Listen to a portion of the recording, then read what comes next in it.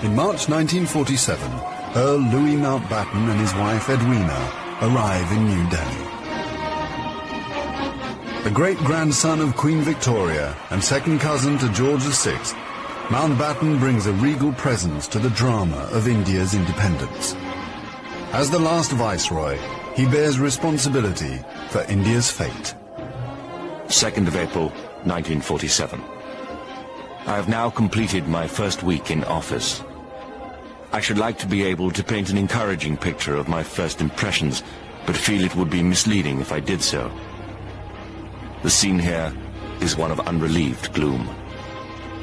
At this early stage, I can see little common ground on which to build any agreed solution for the future of India. The only conclusion I have been able to come to is that unless I act quickly, I may well find the real beginnings of a civil war on my hands.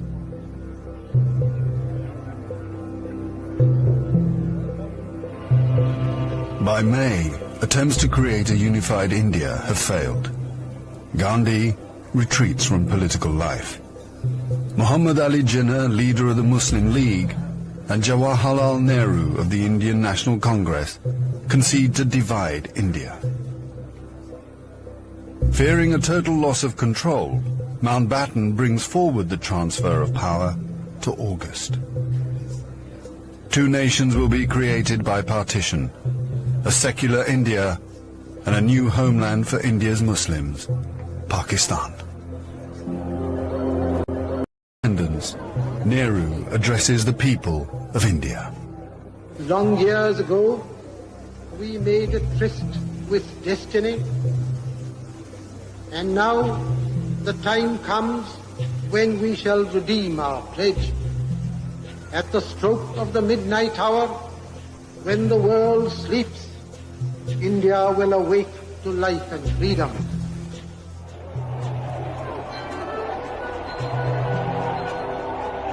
The 15th of August, 1947. The British Empire in India has come to an end. The last viceroy, Louis Mountbatten. The flag raising and the salute were done amid scenes of the most fantastic rejoicing. And as the flag broke, a brilliant rainbow appeared in the sky, which was taken by the crowd as a good omen.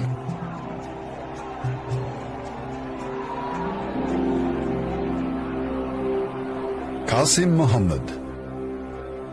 On the 15th of August came freedom. The freedom to burn, loot and murder. While Delhi and Karachi were celebrating, central Punjab was burning.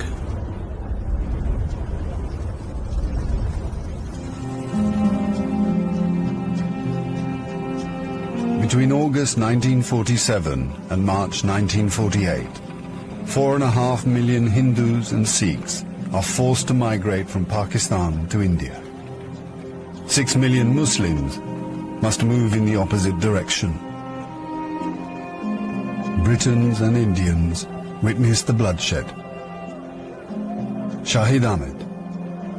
It is a battleground. People have gone mad. Trains to Pakistan are being looted and occupants slaughtered. We all knew that carnage was in the offing. So did Mountbatten. The British Empire, which tried to build India over centuries, can never live down this great tragedy.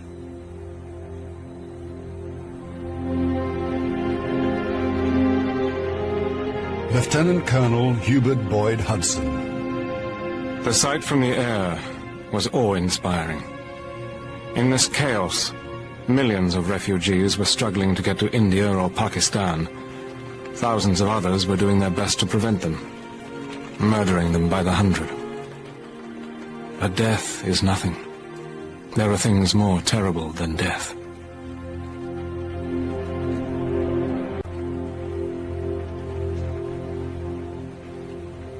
"10 million people are displaced in the partition of India.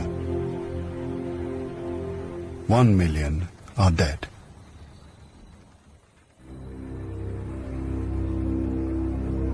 By the summer of 1948, most of the British have left.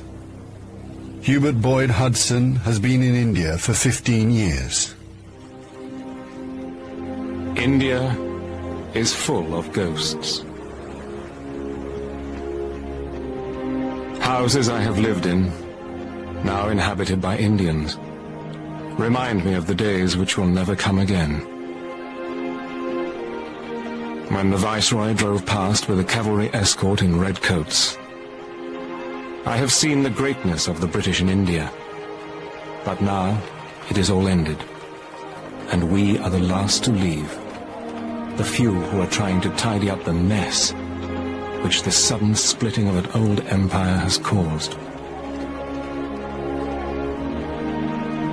Britain has lost its greatest imperial possession.